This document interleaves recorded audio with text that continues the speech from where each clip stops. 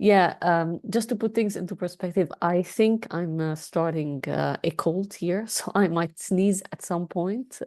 So if I disappear or my camera's off, just bear with me because yeah, it's not the best of days uh, today.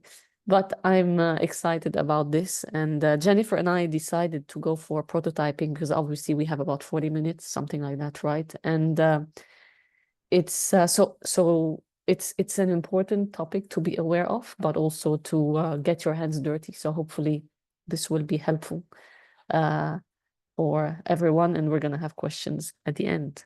May I ask where everyone's tuning in from, and just telling just in one sentence what's your business about, just so I get an idea, so I can kind of improvise as we go along to make sure. I know it's e-commerce, right, Jennifer? But just Yeah, some we can check. Some have small businesses, mainly selling on social media platforms. Other are using e-commerce platforms. okay. But yeah, it varies. So the audience varies depending on the topic. But we have I can see people from Lebanon in the chat from the names. Someone from Nigeria. Yeah, Christine. Hi, Christine. Hi, Christine. I Uh, can see. Yeah. Okay. um, Cool. I'll have the chat open, so hopefully I'll be able to see the answers. Just yeah, just say where you're from and yeah, what you're doing, and I'll be checking this. And let me know when we can get going actually. And hello, Tuli. You sent the message to me, but yeah, South Africa. Hello. Tunisia, Nigeria. Okay, so it's a bit from everywhere. So yeah, let me know when we get. let's start. Let's start. We can catch up with the comments. And if there's anything, I'll interrupt you. Okay, cool. All right, so let's get started. So prototyping, moving beyond assumptions, is kind of the title. So just to put things into perspective, this is me in action, if that makes sense. So feel free to connect, but to know a bit more about what I do. But as Jennifer said, I work with Fortune 500 companies, Big Four. I was also in a Big Four, like working in-house, if you want. And I work with lots of startups from everywhere, like all continents, online, but also physically. Actually, that was before COVID and a little bit after, since everything is kind of virtual now. But prototyping, so the first picture on the top left is one way of prototyping, and we're going to expand on this a bit down the line. So prototyping is just part of the process when we talk about design thinking, but design thinking is not only for designers. Actually, it's more for business people, okay? So today we're going to talk about design thinking overall in general, but we're going to deep dive into prototyping a bit more. The best way of doing this actually is doing it, okay, rather than talking about it, but it's not possible right now. So I hope that this will give you some guidance in how you can do stuff and learn from it as you go along. So yeah, intro to design thinking. Why is prototyping important? And very important actually, and how to do it, okay, within your own realities. And you're gonna see it's possible. It's not accessible, and it's not rocket science, okay. So hello, Brian. I can see someone joining right now from Kenya. So cool. Okay, that's the font is a bit small, I guess, here, but I just wanted to have a few, I wouldn't call them definitions because different people can define this in different ways, but basically, design thinking is a human-centered approach to innovation, okay?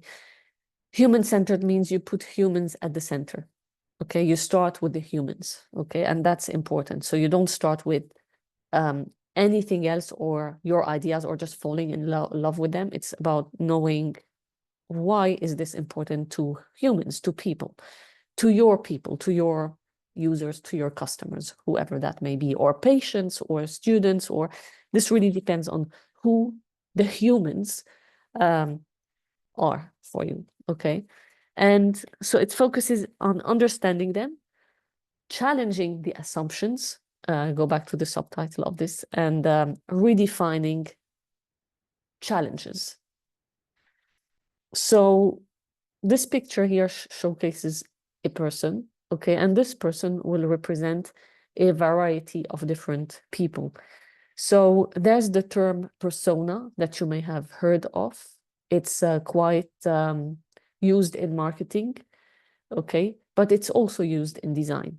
So I personally don't like so much the idea of personas, but I think it's important, especially when you want to have conversations with different stakeholders, and it really allows you to nail down who you're designing for, who you're creating or building for, and putting that in a bucket. And how do you do that? You look at the wider population, you niche down on who is or are your ideal customers or users, and then you put them in different groups, if you want, of who is this, or how do they think, how do they behave, how's their life about, what are their priorities about, and so on.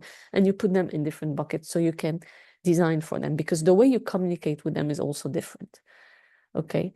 And this is what we call, in a way, empathies. This is the first step in design thinking. It's about empathizing with your customers and users, understanding who they are, how they live, what do they think about, how do they think, what do they believe in, what are their priorities, and so on.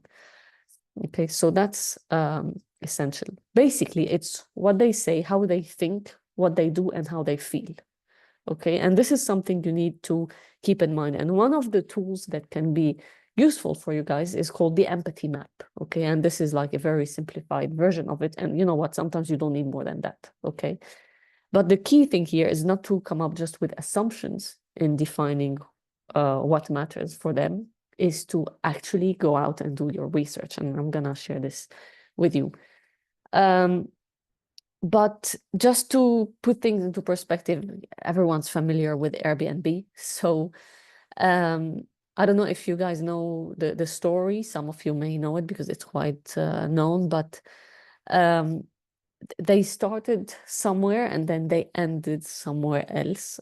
And when I say ended, is they launched and became, you know, started doing well in another way. So they started making like $200 a week. And then they had to do some observation, meaning you go and you understand and you learn from your users. And one of the ways they did this is they realized that the pictures that were shared on the websites were not appealing, they were not good enough. So upgrading the way the pictures were taken and how the spaces were reflected on the website was a game changer for them to get more bookings, okay? So this is where they immerse themselves in the reality of their customers. And in that case, it's those who rent and those who put their properties to rent, okay? And created, if you want, guidelines to see, okay, how do you present yourself in a better way for people to book, okay? So that's in a nutshell. And it's a story you can find online anyway. Now, if you Google design thinking, okay, that's the first thing you're gonna see. You're gonna see this kind of diagram taking you through a few steps of the journey. So you have empathize, which we discussed. You have the define part, you have the ideation part, prototyping and testing. And where we're gonna focus on is prototyping. However, it's important to understand where this comes along the journey, because I'm not like fond of this representation, because what's missing here is the loop. Okay, so you need to keep in mind that this is an ongoing process. It's not that it starts like you do it, it's linear and then you move on. It doesn't happen that way. Even each section, if you want, is a loop on its own, and the whole thing is a loop on its own, because it's never, I won't say it's never ending. There is progress, but you have to keep learning all the time and evolving and experimenting and discovering. Okay, let me know if this makes sense so far. So if you think about your own business, it's not that you started and then you've written how it's going to work and then just went forward with it. You know, you had to iterate all the time. Okay, or if you haven't done it, you're in the process of doing it, because things change, things evolve, and you discover things that you were not aware of, let's say from day one. And this is normal. This is part of the process. So design thinking is like a systematic, human-focused method to approaching challenges that can be complex or simpler. Okay, so it highlights the importance of the mindset, the behaviors, the abilities, and empathy is key in this instance because it allows you to comprehend and to work as a team also. Because don't forget, when you do design thinking, it's not a like work done like on its own, on your own. Okay, you have to work with different people. Okay, you have to involve different people basically and engage them. Okay, throughout the process. So this means you're going to ask the right questions. So in the empathy phase, when you're going out and discovering, you're going to ask many questions.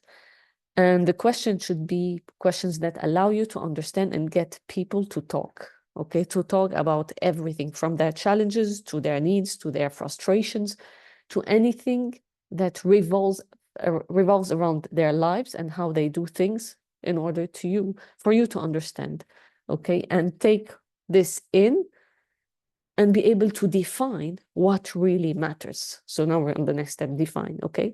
And then you do that in loops around all the time. You don't do it once, you do it all the time, okay? That's key. And I'm emphasizing on this because it's really important, okay? Again, the best way to learn about design thinking is to do it, okay? That's the best way because you learn a lot because you just get your hands dirty. But I suggest after this, just go and start doing things. So one of the ways to learn for you and to empathize is to ask questions, as I said. So you do lots of interviews, okay? And you shouldn't only expect people to come to you, but you can go to your customers. I'm sure like many of you are doing this anyway, okay? You find them where they are, whether that's online or offline, doesn't matter, okay? Another one is shadowing. So let's imagine that, okay, let's imagine you have a store and you're in a supermarket and you're just being the shadow of someone, okay? And that's how, without asking any questions, you just see how they're doing things, okay? And you just follow them. And this is where you learn a lot. And I've done this. Honestly, you learn so much about how people make, I don't know, purchasing decisions, for example, okay? By reading, I don't know, labels or looking at the price or looking at the size or looking at the colors and the most appealing things, whatever that may be. Okay, that's when you discover beyond asking only. Okay, and it's not about making any judgments or anything like that. It's just about learning and coming back and putting all your findings, let's say in a summarized way or in a synthesized way in order for you to move forward, okay? And based on that, when you uncover all the options, let's say you have, or the key findings and or what you've decided that, I don't know, is a priority, you can move forward and start ideating, meaning coming up with ideas, potential solutions, okay? But that's still at the stage of ideas. So you still don't know, all right? So you're exploring, and then and there are ways of doing this, okay? You do this, as I said before, with other people in a team and so on. It's not like one person doing everything, okay? That's the ideal scenario, because otherwise it would be really difficult. And the whole point of design thinking is about collaboration and working with different people, okay? So there's a lot of discovery, there's a lot of analysis, synthesis, okay, from different angles, because you're looking at the humans, but eventually you have to look at the business too, all right? So anyway, so once you ideate and so on, you can move and prototype, and that can be done in a very quick, rough, and dirty way. Okay, and it doesn't have to cost a fortune. Okay, so when you say you're gonna prototype, you shouldn't freak out and be like, oh my God, how am I gonna do that, and so on. There are ways, and I'm gonna show you how that works. And then you test. So you do the prototype, you test it out with real users or customers, like in real life. Even if this is fake in a way, I'm gonna show you what I'm talking about. This is the mindset. So I would say design thinking is an approach, a mindset, a set of tools and methodologies. It's all of this, all right? And the whole point is to keep in mind is that it's iterative. You need to iterate all the time. So as I said, it's different loops because the environment, the context changes all the time. So it's not a rigid framework at all. And each situation requires a different approach, a different strategy that could be unique for that situation. All right. So let me reframe very quickly. So you have empathy, understand the user's need. You have the definition stage, which is reframe the problem based on the insights you discovered. Then you have the ideation part. So you come up with, I don't like the word brainstorming personally, but you discover different, or like you explore different ideas or potential solutions. You prototype, so you create prototypes, okay, so that could be low fidelity to start with, which are representations of your potential solution, on which you iterate, obviously, and then you test to validate those ideas, okay? So this is key. And then, obviously, you found out, let's say, what humans need and so on, but you need to look at the commercial viability. You need to look at the feasibility as well in terms of business, in terms of technology, and in terms of human, which is the desirability of it. So it's about, in general, how users or customers are going to access this solution. How are they going to purchase? How are they going to, I don't know, come back? How are they going to use your solution? How are they going to talk about it? So there's a bit of an overlap sometimes also when you talk about projects, and especially e-commerce, or when you're selling products, there's a whole other level, which is like customer experience, which is something to keep in mind in general. Okay, so that's another like kind of sketch, but of you know, the feasibility, viability, and desirability. So, and the reason why you need to prototype specifically is because you can't just design a solution, let's say, based on your perspective. You need to look at the user's perspective. Okay, so I guess you get this image I'm showing. So, you know, look at that, like the parents love it, think it's brilliant, but what's the baby seeing? Okay, so I think that's a good way of putting things into perspective.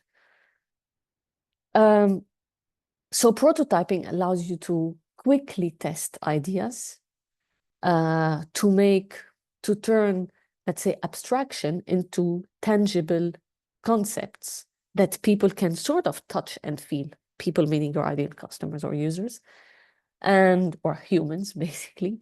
And it allows you to understand the human interactions and behaviors really early on. That means you save money. Okay, you save time and money from going ahead and developing features or a solution. And I've seen this many times happen, like, you know, as long as whenever a startup, you know, raises money, or whenever they want to raise money, the first thing they want to do is go build an app. And you know what, you might not need this at the beginning. You can just, I don't know, start selling over WhatsApp or whatever. There are different ways. So you just need to have like an open mind in how you can validate what you have in a really strong way that makes sense, and use your money and time wisely.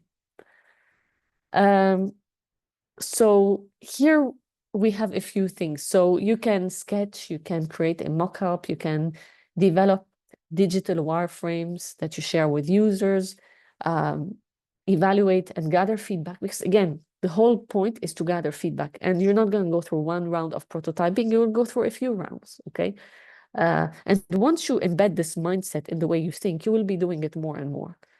And then you redesign based on the feedback, and you test again before you're sure. I'm not gonna say you're gonna be like 1,000% sure, but instead of being 30% sure, you will be 80% sure, right? So, and sometimes more, sometimes less. So it really also depends on what you're building here. But you need to repeat this until you feel that you're getting to a point where you're confident that this is what is required, because you know, okay? So imagine the time saved in doing that. So you need to test assumptions early. Okay, that's why we're moving beyond assumptions. So we test and we're confident, and we know that we're not building the wrong stuff. We know that we're building the right stuff, okay? Because you got feedback quickly, and to reduce risk, obviously, because that's the whole point. The whole point of doing like design thinking in a way, or embedding design thinking within your process, is to reduce risk in a way, okay? So I'm showing you here a few pictures. I can't show because this is recorded and so on, I can't show like pictures of sessions I have done. So I took these from the internet, but I can assure this is, it's pretty similar depending on what you're trying to build, but you have different ways of doing it. And literally pen and paper is the best way of trying to do stuff, okay? Because you're not only building something. I mean, look at architects. They build a mock-up, right? In general, or what we call a maquette or so on, depending on the language. It's to have a sense of what it could look like. In this case, is having a sense of what it could feel like, in a way, okay? And this is where you see really behaviors, interactions, and so on. And you find out many times that, oh, no, this is not working. By doing simple exercises and activities that won't take you more than sometimes 10 minutes, sometimes, I don't know, 30 minutes, depending on what you're doing, you will discover so much. But keep in mind, you want to test this with real, okay, potential users, not like anyone. That's another way, you know, instead of spending time on Figma or any other digital platform, you can start building this and see how users would potentially interact with what you have. Yeah, so I was telling you, this is like an architect mock-up. Same thing here, okay? So, and the way you do it can be different. So you don't want to lead them, you want to observe and see how they're doing it, okay? But there's another part to it is what we call experiential prototyping. So you actually role play, you act. You might not call it role play because some people might be scared of it, but keep this in mind. You can do some additional research on that, but you just create a scenario where people actually act a real situation. And this takes only a few minutes, really, because you want to focus on what matters most, okay? That's another one. All I'm trying to say here is that the sky is the limit, basically. You have so many ways of doing it that is lo-fi, not hi-fi, meaning low fidelity, like what I've shown you, not high fidelity. And it's quick. And the most important thing, it's fun, because the conversations that are going to occur throughout the process can be really revealing, and you can discover even more. So this is why the whole research and empathy part and the prototyping part are so crucial, because you can't just jump into prototyping. You need to, you know, do your research, and the whole process is iterative, meaning iterations. And the point of this whole exercise is to get feedback. It means love it, neutral, or not. But that doesn't mean love it. Love it means you need to know why, right? So there's always this. And sometimes the why is not going to come through words. It's going to come through reactions, body language, and so on. So you need to really be aware of what's happening in the room rather than only the words that are told to you. And keep in mind that this can be done online too, okay? So you can connect remotely to someone and see, have their camera on and see what they're doing on a screen, let's say, and just look at their face, okay, and their body language in general. Because the whole point is basically, I'm sure you've heard this, fail early and often, and that's the whole point. Nothing's gonna be like a very smooth graph that goes up where you're growing and things are happening. It's gonna be like a series of ups and downs. It's a roller coaster of experiments, I would say, and learning experiences. And that's how you will discover. So you will fail early. I don't like to call it fail, it's learn. You will learn early. You will save money, you will save time, and you will save yourself from bad recommendations or bad, let's say, reviews, okay? And you will have more engaged customers. And I'm not saying you have to do this with everyone. It's not possible. That's why you pick your personas, you pick a sample, and it's okay to reach out, because if you're already on the market, it's okay to reach out to some of your existing customers and test something with them. They will be happy and you will be happy, you know. So yeah, I think, yeah, are there any questions? I think I'm really okay on time, but I would just want to end with this. So it's analysis, synthesis, and keep this in mind. It's a loop throughout the process, okay? Learning is essential, and that's the whole point, because when you learn, you know what you're doing next. And I think this is something to keep in mind and make sure you do this along the way. So yeah, if there are any questions, let me know. I think I have one question. Yes. Okay, so let's take, for example, an example. All right. Two things that comes to my mind. So because, you know, we both work with startups. Some of us have our own startups.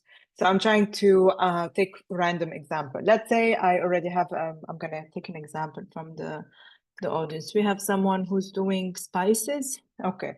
So Janet has seen the thinning powder made from natural herbs and spices. She has, I don't know, 3 products, and her most successful one is, I don't know, a mix of spicy spices. And she heard feedback from some of her customers that they are interested in, or they are looking for a different kind of combination and mix. Does that mean that, for example, this is enough for her to create that product? Or what would she do in order to make sure that, because, I mean, these 3 people, let's say, for example, did express that they wanted this specific product, but it could be that this is all of them that will be interested in that. So how would she create a sample? Would that qualify as a prototype?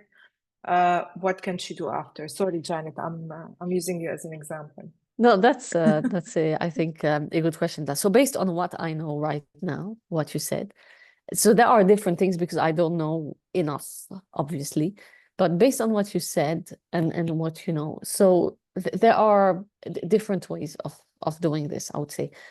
So one, depending on how many people are saying they want something else, because we know that sometimes people say stuff, but it's not exactly what they mean. So I wouldn't use this as a basis to go and create a new product. And because I know that it costs money, it costs time and then, you know, to advertise the whole thing. Now, if like everyone's saying this, you know, it's different.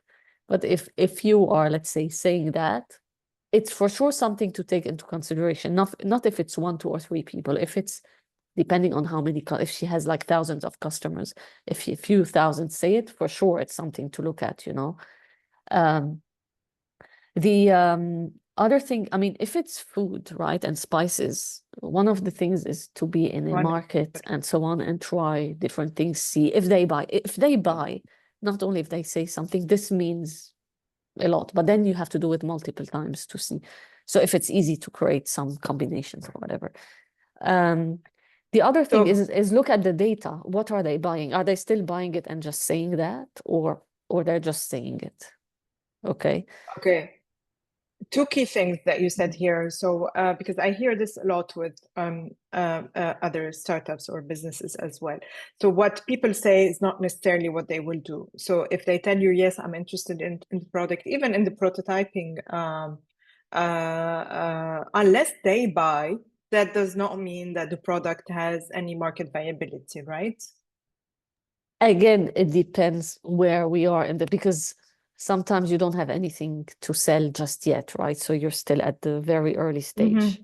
So Okay. yes, you could have maybe a waiting list, and if they're interested, or pay in advance, so pre-order. Okay. So pre-order means a lot. But if it's just saying it, and I'm not saying don't take into consideration what they say, but again, it depends how many are saying it. Or because some people just like to say stuff also. So we need to really know. That's why knowing who you're talking to makes sense. So sometimes you just want to pick up the phone and try to understand where they're coming from. And then you will realize that maybe on that day, they didn't feel like eating something like that. You know what I mean? It can be as simple as that. And sometimes it could be, no, like this is what they said, but actually they mean something else that's really relevant, and we need to look into that. So you Okay. investigate a lot, like more, Okay. and you look at different. So you have to listen to what customers say. That's like the whole research, but it doesn't mean you have to like prototype everything. Now, if this kind of spices are easy to do, say, okay, I have this new flavor coming up, whatever. If it's because I know that developing a new, let's say, food related product is not that straightforward, and technology also. So you can't go and do everything. So you need to really, as I said before, is it good enough, or how confident you are based on data? And you need to look at data. Okay, if you're already on the market, it's one thing. If you're coming up with something new, is different. So you need to go where they are, where they buy, in markets, supermarkets, or whatever, and start testing. But also you need to look at what else they buy. What do they eat? Maybe they're putting your sauce in the salad, whereas the sauce should be with chicken. I don't. So I think all I'm trying to say is like explore wider to understand exactly where they're coming from. Okay. Does it make sense? I mean, it does. It's a little frustrating that there is no answer, but I understand we're taking a random example here and we don't have the background. But I did like what you said about pre-order. I think that's also another aspect of prototyping. Did I get this correctly? I would say it's more to test like the in a way the viability and if there's demand for it. So for spices, it can be like, okay, the ad is very good, or they haven't. So if they stated it and they've ordered, but if it's something coming soon, they might just be curious and pre-order. So here you want to know, would they order again, or it's just one-off? Because they're not going to subscribe. Let's say if you have a subscription model for spices before tasting it. Unfortunately, it's one of these products where you really need to taste and like feel and so on. It's not like a tech solution or a t-shirt where you most likely know, like, so yeah, but that's one way. That's why when you have food products, the best thing is to just go out and really interact for real with your ideal customers and promote it more, and then see, okay, what's the data giving you? Because if you have data, it's good. It's tough with food. That's the thing. Food is not like anything else. That's why the approach is different. And Okay. as you're doing things, by the way, you can't just have your plan. This is what I'm gonna do. You will say this is what I'm gonna do, but then you're gonna learn. When you learn something, you will be like, I discovered that I need to change my approach. I need to like do this after or before. So yeah, that's why it's not a linear process where you know that it's A, B, C, D, and we know what we're doing. It's iterative Okay. all the time. Let me take another example. Sorry, it feels like an interview now, but I think it's useful to talk in specific examples. So let's say you want to, I don't know, develop an online course, okay? Or you have a topic that you want to sell, like a topic of an online course. Do you, in that case, develop the course, or for example do a webinar as a prototype, or as you said, for example, just create a landing page, put the information of the webinar, and if people, or the course, and if people subscribe for the waiting list or are interested, is that what would qualify in that case as testing a prototype? Yeah. So I wouldn't say the course would be a prototype. It's more, I wouldn't put it, if you want, in this bucket. I would be like, is there interest in the course or not? So the Because landing it's page, not, pre-registration. it's not a prototype of the course. I mean, you could give a, let's say, a sneak peek or a taster of the course by doing a lunch and learn or doing a webinar or whatever. That's to see if there's appetite. But I wouldn't say it's going to be you could maybe define it as prototype of the course, but if you want to see if there's interest, you could use social media, which is more your expertise, I guess, here, to see if, there's interest and so on. Run a webinar, whatever, but I would not go and develop the full course and wait for people to come and buy it. I've done this, by the way, which is wrong. Yeah, that's what me too. That's why I'm asking. It's more marketing, and you give a taster. The taster could be labeled, if you want, as a prototype, but again, it depends on how many people join, if they're gonna see your ad, if it will show interest for sure. But then you build it. My view is you build it as you go along. So now I'm launching a course in Italian, and I didn't do proper marketing. I'm just relying on word of mouth and social media. But I did not develop the course. I just developed the outline. That's what it would be like, because I needed to have a landing page. But in this case, it's more trickier, because it depends. If this is like for specific companies, let's say, or companies, you go and get their interest. If it's B2C, it's another game, right? That's why you would go through ads and so on. So if it's B2B, I'm not gonna say it's easier. It might be harder to get buy-in, but if you want, the direct communication is easier. You would get a feel of they're interested, or they're interested, but it's not part of their plan now. It's not enough of a priority now, but it's something they would want. So you just need to change the way you communicate, because sometimes you discover that through a prototype that it's only about communication, you know? Okay, last questions from me before we run the poll, and then I'll check questions from participants. One thing that this feels is going to be an issue with any entrepreneur is that they tend to, or any business owner, they tend to feel too attached to any idea or product or whatever it is that they're working on. I mean, how would you recommend that they get over this? Yeah, that's something I always say. Is like, don't fall in love with your ideas, basically. Because if you fall in love with your idea, you need to fall in love with the opportunity or the problem or the need. If it's because we see that, and like so many times, it's like, yeah, this is what I want to do. And they try to convince you that it might sound great, but it might not be that this is what's going to work. And that's not what's needed right now. So what I usually say is have your parking of ideas and stick it there, but move on and go back to the why. What's the purpose? And in order to be convinced, go and start talking to customers. Empathize, meaning don't ask them what they want. They will never tell you what they want. They don't know what they want, but try to read between the lines. Yeah, that's I think any entrepreneur should like remove from their head that this is what I want to do, or it can just be a feature sometimes, not the whole thing, like just, Yeah. I mean, it also depends on the type of entrepreneur and the way they respond to stuff. So, for example, some people will get convinced if the data shows them something else. So let's say they did survey or I don't know, focus groups and so on, and they realize that, okay, this is not what they had in mind, or their idea is not what the market or the customers want.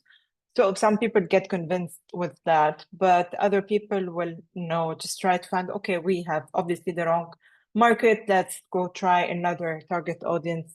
They will like it for sure. So, I mean, the reason why I asked is that I heard a lot.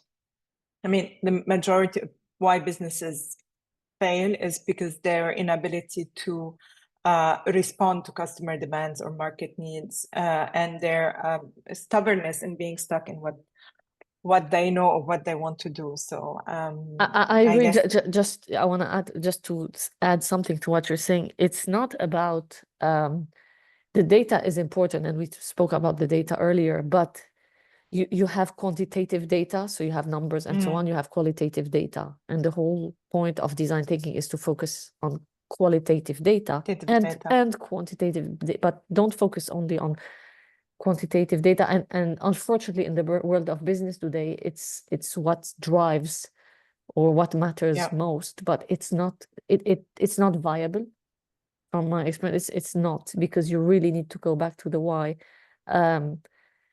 And one thing about surveys, personally, I don't believe in surveys alone.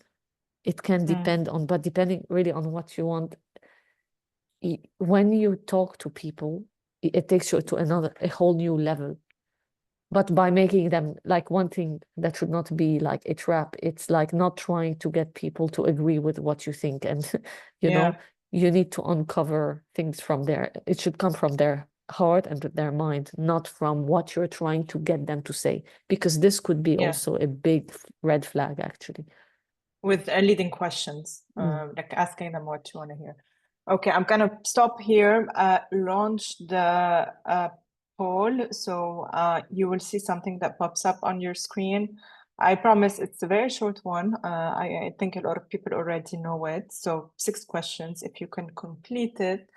Yeah, in the meantime, if anyone has any specific questions that they want to ask Maria about their business, because I did that. So feel free. I took some example from what you shared in the chat, but I see most of it is in the food sector. So healthy snacks, tea products. It's good. It worked well for me because I sneezed just now, so it's good. Yeah, see, I told you it's not going to be an issue. Okay, we'll give it 2 more minutes, and then whoever answered the poll can sign off. Yes, the recording, as usual, will be added to the event page. I'll drop you a note. So I'm working right now on the upcoming newsletter and blog post, and I think I'm gonna basically debunk all of the misunderstanding the same way you did about design thinking, the same with social media. So it's going to be it's a fun process to write something when you actually make it relatable to some examples in real life. So yesterday in a meeting, I was saying that, for example, some people have their social media platforms exactly like we all have that one friend that talks about him or herself all the time. So I think this is the main issue we have with social media marketing these days, is that all businesses, they post about themselves and nothing else. They don't even talk to their customers. They don't provide any added value, and they expect people to engage and comment, and all the content says, buy now, get my product. It's the best one in the market. So yeah, I'm just teasing a little bit about the upcoming newsletter next month. No, it's true. It should be about them. And sometimes you can promote yourself, but it should be maybe 10% of the time or something, but not all the Yeah. time. You educate and then they'll remember you. Provide value, or just Yeah. anything that's useful to them, not to you. I think we mostly miss the concept. I remember when social media marketing started, or actually when Facebook started, it was, I mean, it was a community of university students, and that was it. It was never really meant to be a speaker phone where you can just bombard people with what you want to say about yourself as a business, and for people to just listen. I mean, why would they? Why would they follow you if you only talk about yourself? Yeah, unless you're someone famous or whatever, and people are interested in your life. But that's the Yeah. thing. You discover because sometimes you put things out there, even with the spices. You've designed it to be for chicken, but then people decided that they want to have them in their cocktails. I mean, it can happen, right? With technology, it happens all the time, right? So You reminded me of another conversation I was having couple of days ago. One of my genius ideas, or actually never continued with it, is to dip olives in chocolate and sell them as yeah, or what turned out to be, because we did test it out and learned from people that it should, I mean, it's not the right structural combination. So we did a paste of olives and chocolate, which was really good. But yeah, never actually proceeded with the project. But it's again some ideas that you have that you never actually tested or taken to market. And even when you do, there's gonna come someone who tell you, okay, I'm not gonna use it in this. I'm gonna try it as a seasoning and make it as a spice, for example, whatever. That's actually a good idea. yeah, but All right. that's an easy thing to test. You get chocolates and olives, let's say, and you can do it. Yeah, It's I mean, same for the yeah. spices, I guess. You, We just hired a chef who mm. did different combinations and products around olives. Not only that, and yeah, we tested. I mean, it was a small sample of people, but still we tested it. But yeah, as I said, we decided we're not gonna continue with it. But what matters I on the spices thing, if you're saying as long as it should be very close to the real context or put things into perspective. So it's mm, not gonna be the spices alone. I mean, you're gonna put it with whatever that may be, okay, and this, okay. so it should be contextual, relatable to whoever's So that participating, let's case, say, in your prototype. But again, it's okay. iterative. So it's not like, oh, 5 people loved it today. No, I mean, you need to keep going, right? Before you make the decision that will lead to an investment from your side anyway. Okay. All right, that was fun, at least for me. Thank you everybody for attending. I will see you in the next Ask the Expert session. Maria, thank you so much for coming even on your sick day. We didn't know ahead of time, so no worries. Thank you, everyone. And thanks for And the get well soon. Thank you. Bye.